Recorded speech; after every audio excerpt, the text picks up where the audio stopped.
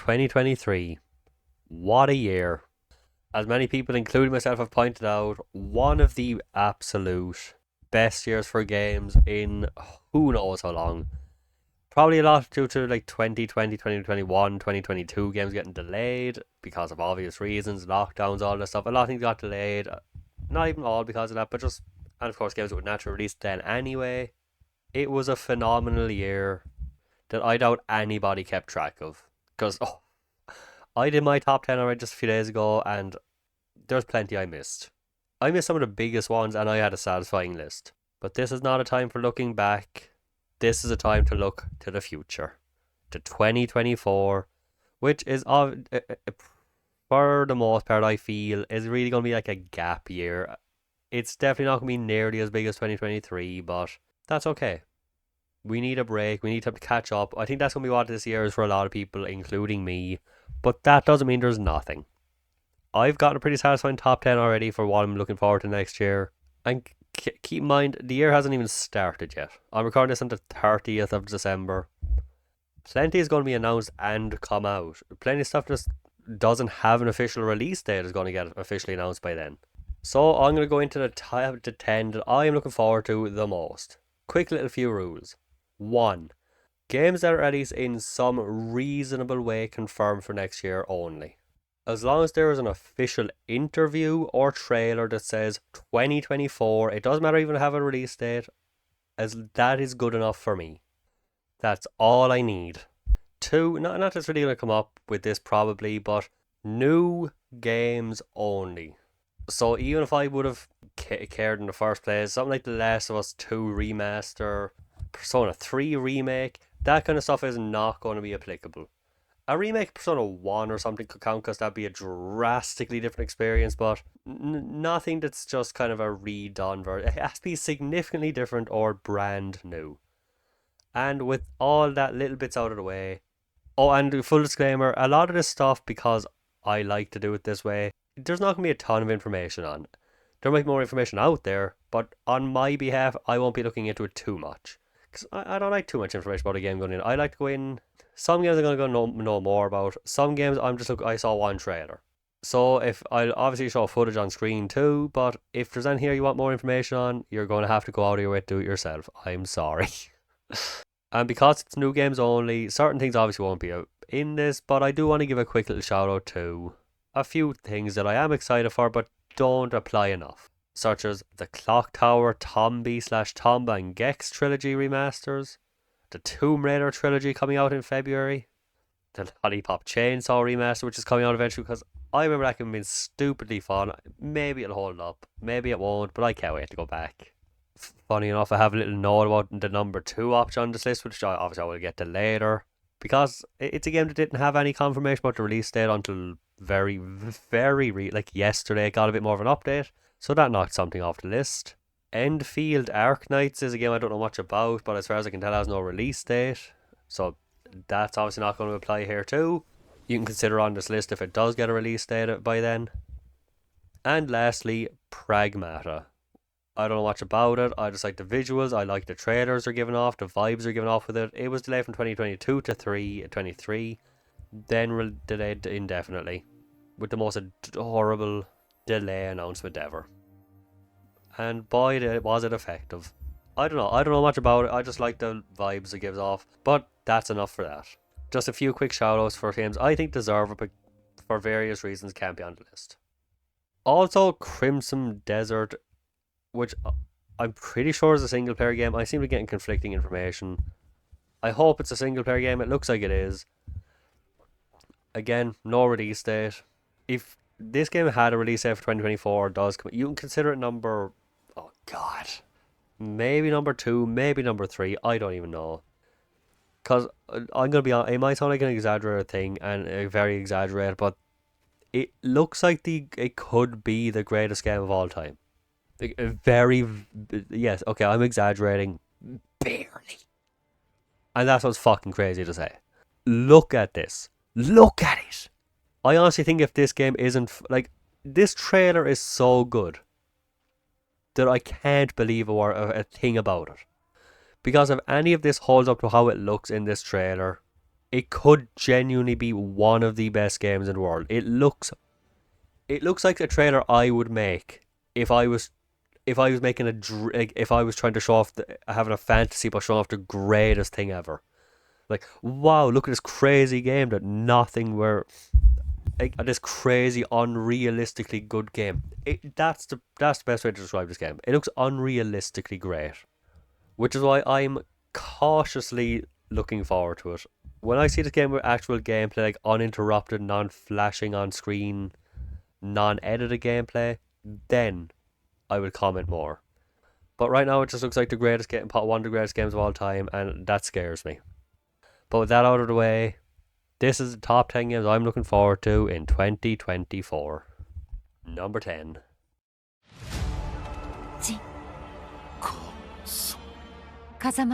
Tekken 8. This is a bit low on the list, admittedly, and a big part of that is based on my feelings towards the demo, which I just played a little while ago for the first time fully. I had to go before that and didn't get very far. Pros: fighting is just as fun as usual. Visually, which is something I generally don't care too much about. I'm just like, oh, it looks nice, cool. This game is stunningly beautiful.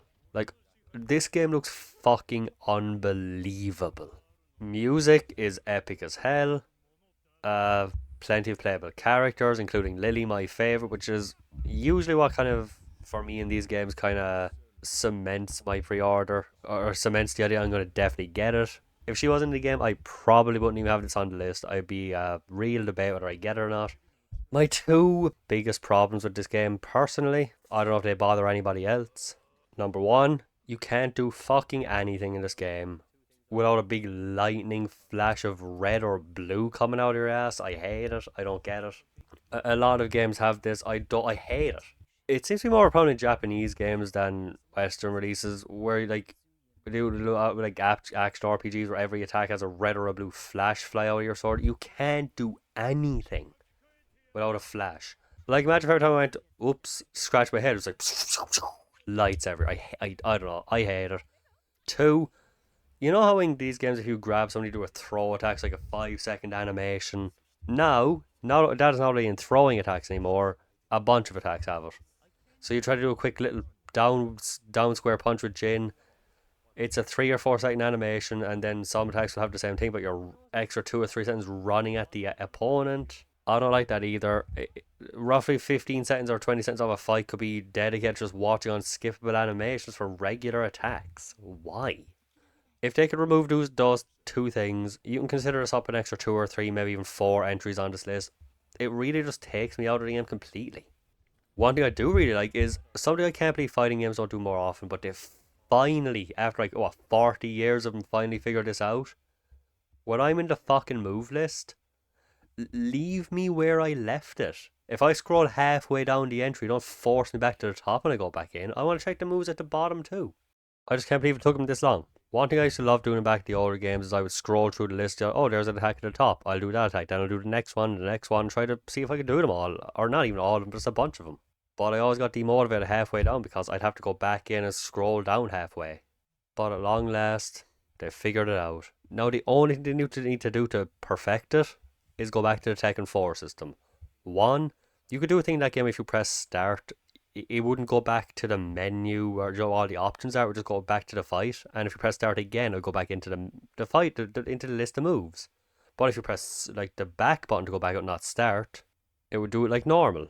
So you could either go back normally or have a one button to go back into the move list.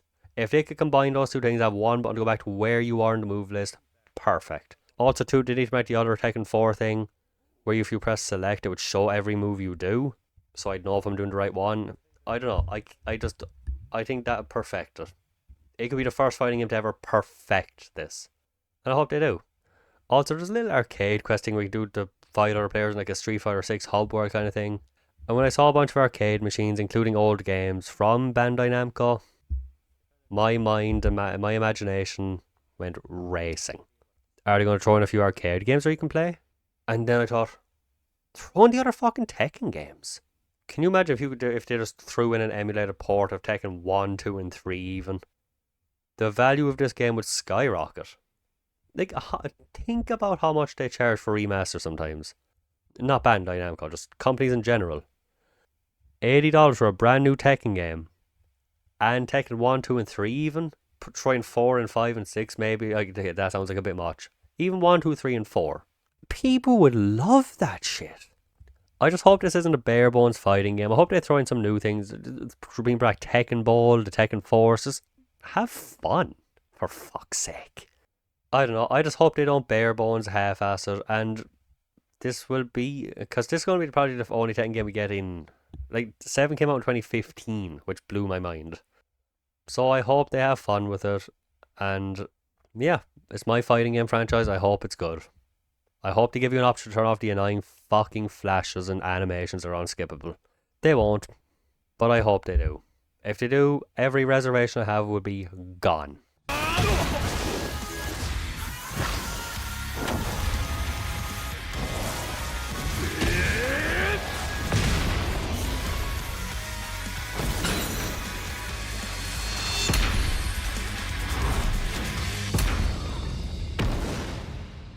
Number 9.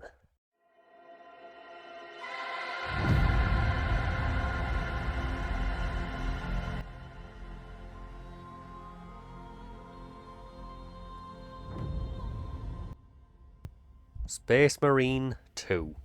Some of these are definitely going to be short because I really don't have much to say. Because I'm not a Warhammer 40k fan. I don't know shit about it. And even with this franchise, I don't even know what to call it. This iteration of the genre, of the franchise, of the thing, I don't fucking know. I played the Warhammer Space Marines 1 on PS3. It wasn't great, but I had fun with it. I had enough fun with it where I could consider playing a second one. Then I saw the trailer for this, and for the first half I thought, eh. But then it started showing more, and fuck did it hook me in. I don't know anything about the franchise, like I said, but this trailer was fantastic for... I don't know how good it was for people who like the franchise, but for somebody like me on the outside, they did enough to make me very, very drawn in. Again, like I said, don't have much to say. It's just it kind of like a Gears of War style game, but more futuristic in a way. Like, you have your cover, you have your big chainsaw weapons, your big bulky fucking testosterone filled muscles, and you shoot big hordes of enemies. And the enemy designs are usually a lot of fun. The environments look really cool. I'm just saying most generic crap. I'm just going to leave this as a short entry because I'm just going to ramble if I don't stop. But from what I can tell, other people who like the franchise a lot, who like the Warhammer 40k franchise, who like the IP, think it looks cool too. And it's not something they're just rushing out either. The first one of these was, 10 years ago probably by now. It has been 10 years if it was on PS3. I'm looking forward to it. It's probably not going to be a priority or anything like that. I don't even know when it comes out. I just know it's this year. How soon I get it will really depend on when it comes out and what else is coming out around the same time. What is your pledge? My pledge is eternal service. Number 8.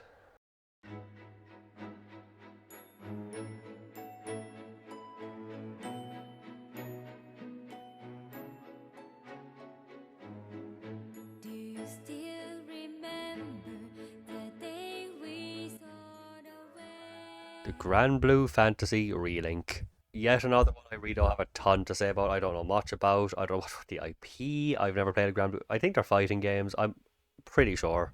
But now they're going into the world of open world 3D hack and slash action with a variety of fun looking characters. There's a beautiful, gorgeous anime inspired open world and a variety of fighting styles. You know, some characters will be more of a shooty kind of mechanic. Some will have swords. You have your magic. And an imaginative world and crazy cool monsters to fight. I don't know what I can say about this game if I'm going to be perfectly honest. I've just seen a bunch of trailers. It's been delayed for years, I think, so that could be a terrible sign. But every time I've ever seen a trailer for this game, I think it looks fascinating. When it comes to these anime inspired games, they're very hit or miss, but this looks like a more of a big budget one, and I'm in. This is definitely going to be one I'll be picking up this year. It's actually come out on the 1st of February, so it's really not that far away. I'm going to be honest, it could be one. It's probably the most uncertain I am on is about one on this list, so you might argue should be lower. But I do think if it hits right, it could be one of my favourite games of the year. And I love my anime stuff, so I look forward to this being either a very, very average game or really fucking good. There's probably no in between. But fate set in motion can't be stopped. Deliver us from grief and sacrifice. Fulfill my salvation. Muhammad! But you've always been there to protect me. I just wanted to say thank you.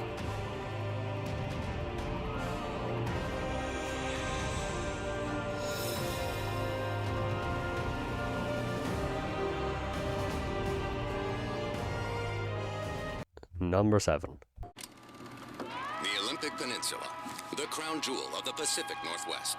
Its unmatched views and quiet solitude offer everything you need in the most beautiful place on Earth. There is no Pacific Drive. I'm probably going to get sick of hearing these words, but I don't know a ton about this. A trailer for this game came out, I think it was like, I feel like it was well over a year ago at this point, maybe 2 years by now. What do? You drive. And you walk sometimes. You get better upgrades for your car, facing a variety of obstacles in a crazy supernatural horror survival game. I'm gonna be honest, I've looked up information about this in between. It doesn't seem like anyone knows what to describe this game as. It just looks like it could be really addicting. I'm sure it'll be fun to see what attacks your car, what kind of things happen, what upgrades you can get. I think that's going to be the loop, you know, you'll upgrade your car, drive forward, find something that's hard to kill, try to get some more upgrades, and repeat. Is there a story in between it? I don't know. I haven't looked up. I just remember seeing a trailer, it looked fun. There's not much more to say here. It looks like a fun little horror game with a unique premise. Just you're driving. How many horror games are kind of dedicated to, or these horror kind of element games are focused on cars? I can't think of any. Loved ones, should you interact with the instability. All ARDA personnel are expected to follow strict protocol. Remember, personal methods of creative expression are highly encouraged so long as it does not interfere with official equipment. ARDA is not liable for any injuries or deaths suffered as a result. That's it for today's training. Happy trails and good luck.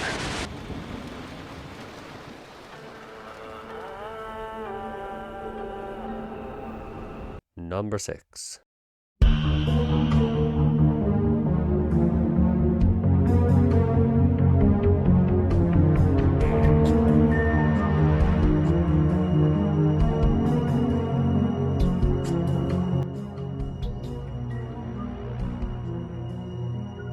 The Wolf Among Us 2. Something people have been clamoring for years. At least a good 4 or 5 years by now. The Wolf Among Us was what many consider to be the peak of Telltale.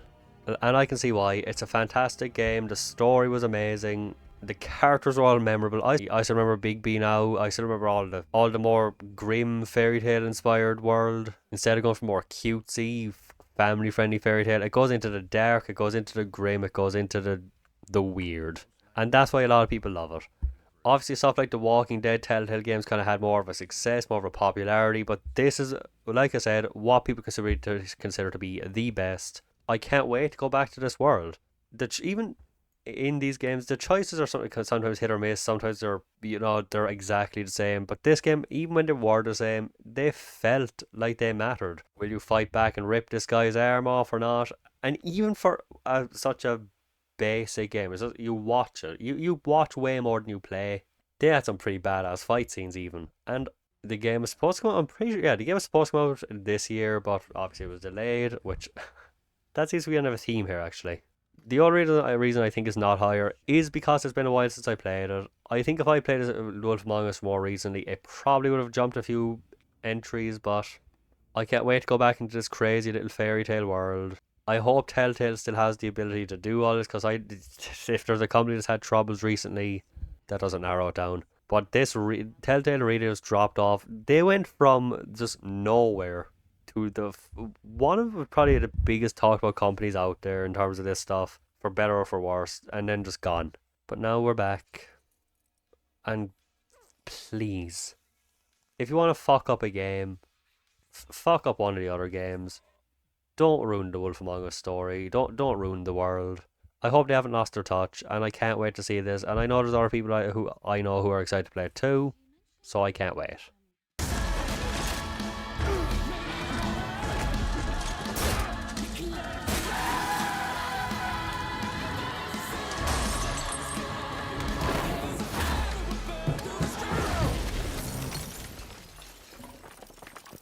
In the moments when you find yourself losing control.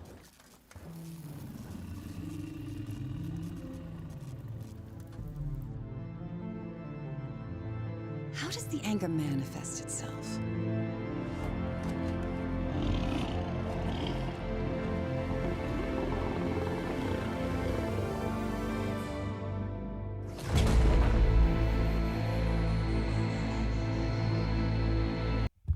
Number 5.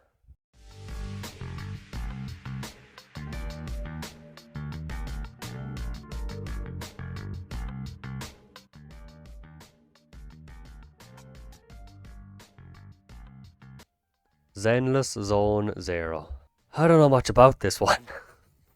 Zenless Zone Zero is the latest upcoming game from the creators of Genshin Impact, which is obviously the biggest game by MiHoYo. Honkai Star Rail is a big one too, but I personally didn't, in my experience with that so far, I haven't gotten nearly as into it. Maybe I just haven't gotten far enough yet, but it hasn't sucked me in the same way.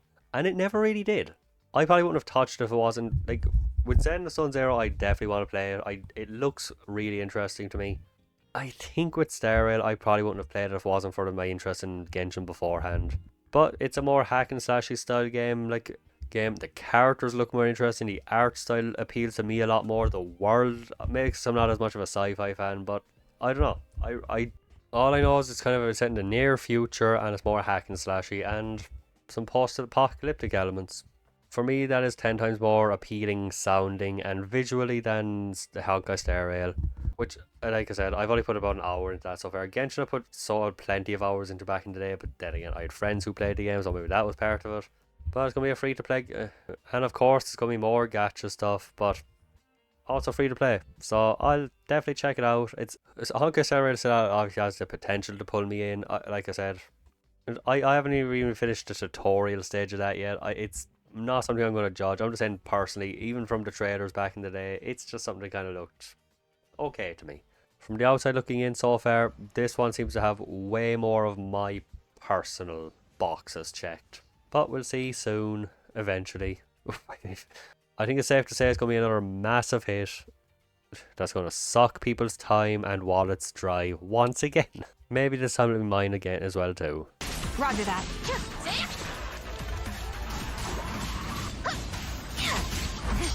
Open fire!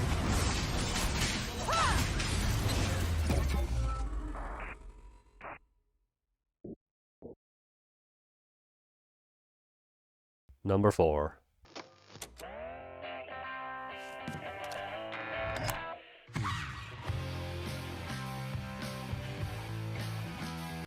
Lost Records, Bloom and Rage. The latest game from Don't Nod, people behind Life is Strange, Remember Me, and more. Personally, Life is Strange is always going to be the peak of this company, probably for me. Remember Me was the first one they did. It was a very different game, but I think that's an underrated gem too. I kind of fell off quickly after Life is Strange. Like, with Life is Strange, it was probably the fastest I ever went from knowing nothing about a company to, anything these people put out right now, I will purchase. I will at least look into.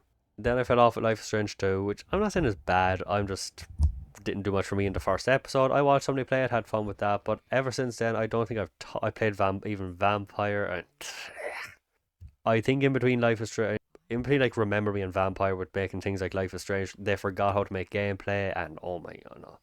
Vampire is one of the clunkiest, awkward games I think I've ever played. It wasn't good.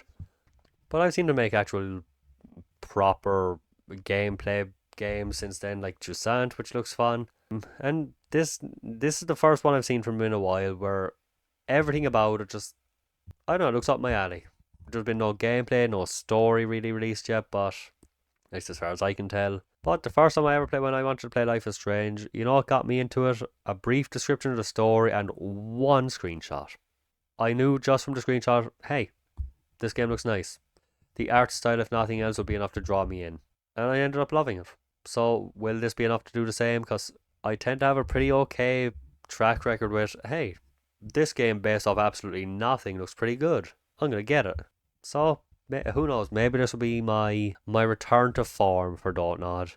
And it seems to be taking on a very heavy, it seems to be taking on a bit of a Stranger Things inspiration just by the look of it. A lot of people have said the same thing.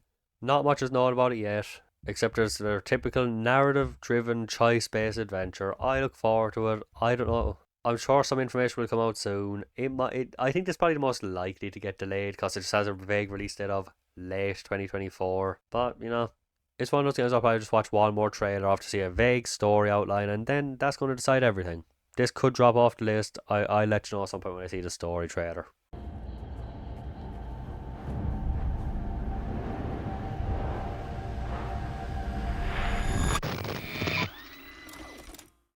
It's been 27 years, y'all.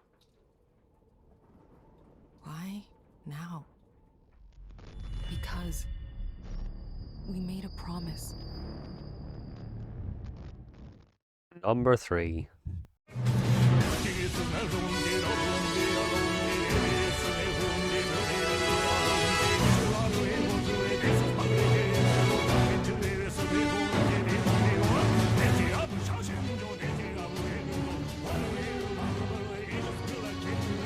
Metaphor Fantasio. I don't really know anything about this. I know I've said that so many times, even I'm sick of it. Don't worry, the last two have a bit more, but I've seen one trailer for this as far as I can remember, and I was at the Game Awards a month ago. If I have seen one for this, I don't remember seeing it, but oh my fucking god. Do I even need to say anything? Look at it! It's from the same team, people behind Persona, and you can tell, the characters look fucking great, the world looks really cool, even just walking around looks cool. The story seems interesting. Everything about it looks fun. It looks like Persona but without the school elements, and that's going to definitely draw a lot more people in, I think. Maybe, I don't know about a lot more, but definitely a different crowd. As for the combat, I genuinely can't tell. It kind of has the vibe, like those games where you can attack an enemy outside of combat and go into a turn-based game, like Persona 5. Yeah, there's an example. But then it also looks like it's really fast-paced and hack and slashy too, so I can't get a grasp on it. Right now, the biggest thing this has going for me is same team as Persona 5, which I fucking loved, and the character designs look really cool. And for it to get me this hooked with one trailer that really did not show that much, I don't even know what the game is about. That's just the power these people. I think that's just the draw some of these games can have. Absolutely one of the most fascinating games on this list. I don't think it could jump any more than number 3. It's high up for a reason, but I'm gonna move on. But the next two on this list are something I've been looking forward to for quite a while. Manner of story you'll weave. Let's do it. You'll be a hero. Trust me.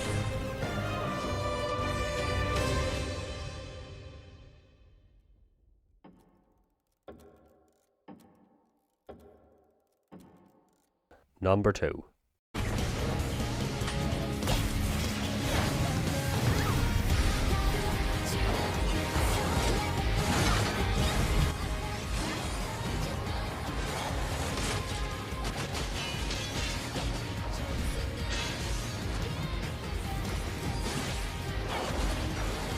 Stellar Blade.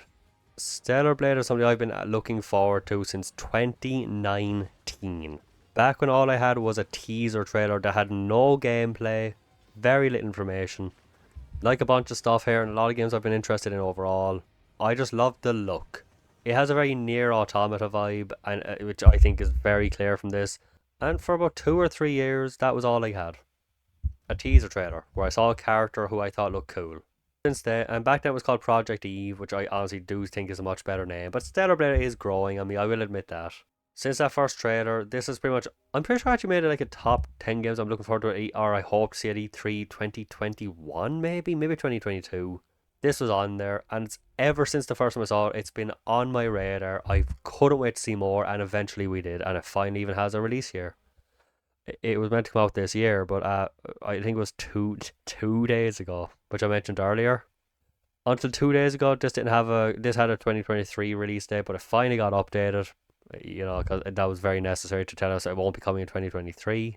I don't know, I just thought it was funny that's how they announced it.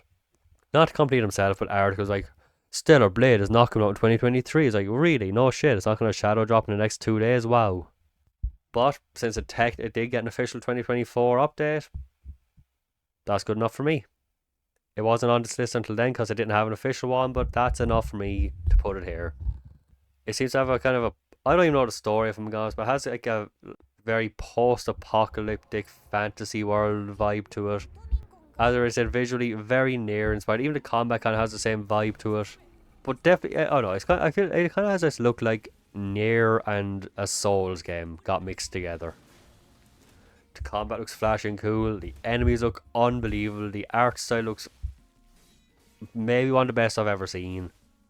I've been looking forward to it for nearly 5 years now. It will have been 5 years by the time it comes out, probably. What can I even expect from this?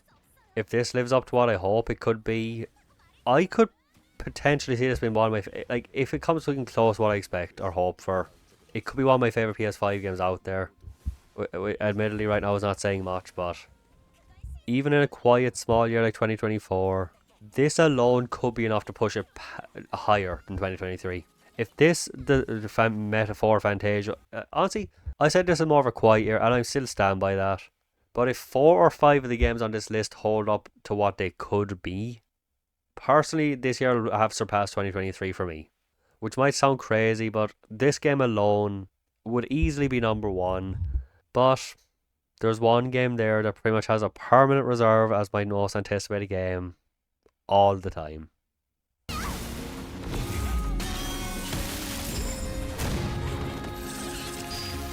고용의 천사여, 이번에는 우리를 구원할 수 있겠는가?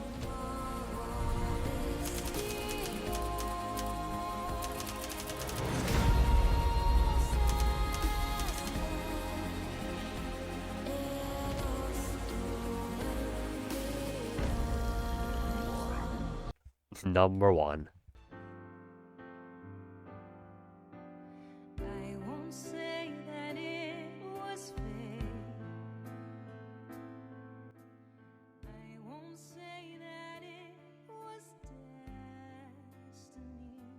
Final Fantasy VII Remake Part 2. Like I said, the Final Fantasy VII Remake, as of right now, unless the second part is the worst game I've ever played somehow, pretty much always has a permanent reserve as my most anticipated game of all time. And it's going to stay like that most likely until the third part is out, and it's done. It was the same last year with 16, which, you know, well, hopefully this will have a better end. This world, this game, I've been looking forward to this since 2020 when the first part came out. As I said in the last one I made when I did the 2023 list, Final Fantasy VII Remake back there, I have the special edition. I bought that when it came out, not day one, because lockdowns, I got a message from GameStop saying it might be delayed, and I couldn't take it. I couldn't do that. So what did I do? I cancelled my pre-order, bought it digitally, finished it in like 9 days, instantly ordered the special edition. First game I've ever bought twice, because I had to have it. I had to have a physical version too. The first part, it had its problems, sure, of course it did. It had its, but I think a lot of my problems with the first part were due to it having to kind of pad out Midgar. And even though it has been confirmed where this part will end, they did not have to end it there. So I really feel like this will have a lot of the padding issues really sorted out. We're outside of Midgar now. We have an open, not open world to explore, but open area to explore. I am so excited for this game. I have genuinely had nightmares where I finally, two times I can recall having a bad dream where I played this game and it was shit. That's how much this weighs on me. And now we're only less than 2 months away. I try to put it out of my head until it comes out, or until it's like at least close. I'm going to try to pretend it doesn't exist until it comes out. I'm already done watching trailers because which one was the last one I watched? It was one where they showed off the chocobo and the buggy, the Doom buggy, and the back of Vincent's head. They've shown off more than enough. Square Enix is one of the worst companies in the world when it comes to trailers and spoilers, so I'm done. Like, I am fair and I'm beyond done. I'm not touching another trailer. We all know that one big moment in the game that we've all been wondering about for years. I think everyone's been wondering about that part since like 2015 when this game was shown for the first time. I am fully convinced. I'm not going to say anything spoilery, don't worry. I am convinced that we are going to know how that part goes before the game comes out. Not because anyone spoiled it online. Square Enix is going to spoil it themselves. I'm not saying they will. I'm saying I wouldn't put it past them. That is how.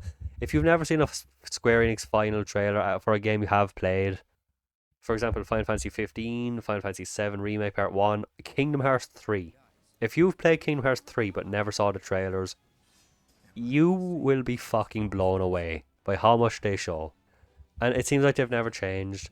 But yeah, I can't wait to go back to the characters I love. The gameplay in the first part of the remake was unbelievably great. It was a perfect blend for me. The amount of time I would spend just watching characters like do a flip and then you can go into slow motion, just watch them slowly move.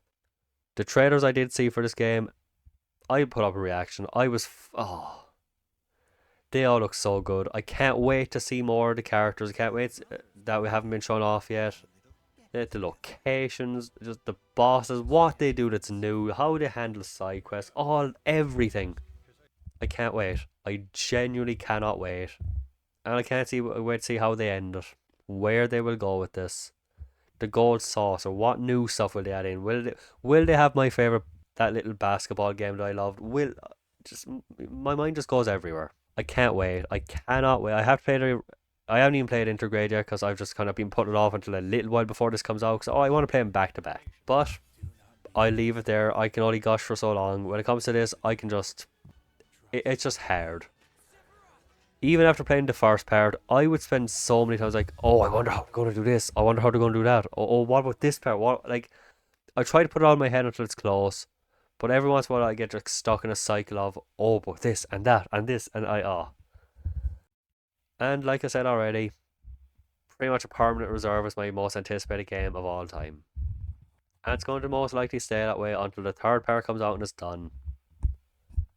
And then the next remake can take its place, or the next mainline entry, whatever it may be. A weapon? Tutelary creatures, said only to appear when the planet is in grave danger. Who dares disturb my slumber? It's upon us. The reunion. When worlds merge. I'm waiting, Cloud.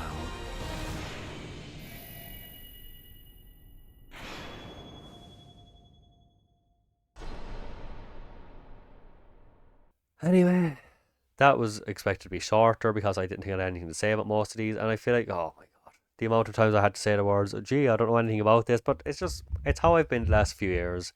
I had my time when I was younger of every detail about any game I was interested in, I knew about before it came out. Eventually I dropped that and I was like, I want to go in blind.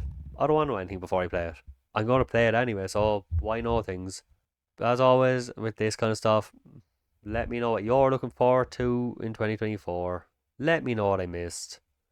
Or if I was like objectively wrong about anything I said here. Did I call something wrong? Did I say, it's this kind of game and I was completely off base? Who knows? Maybe this year won't be as bad as I thought. But then I have my specific interest for, I think on a larger scale, like a lot of this things that might be that interested in Stellar Blade or Metaphor or Zen Sun Zero. I feel like a lot of these are kind of, not all of them, but some are kind of niche things, or at least dedicated, like kind of segregated to a very specific interest of people. But anyway, thanks for watching, and I'll see you for 2024, which hopefully, if I get lucky and even 5 of these games hold up to what I think they could be, it could be a smaller, more spread out, but still unbelievable year. Thanks for watching, and see you for the next one. See you then.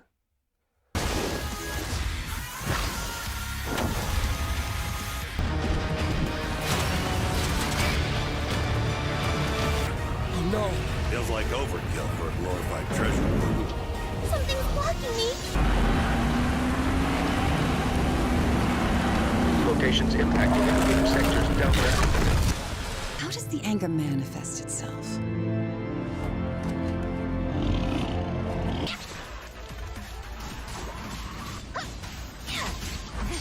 Open fire!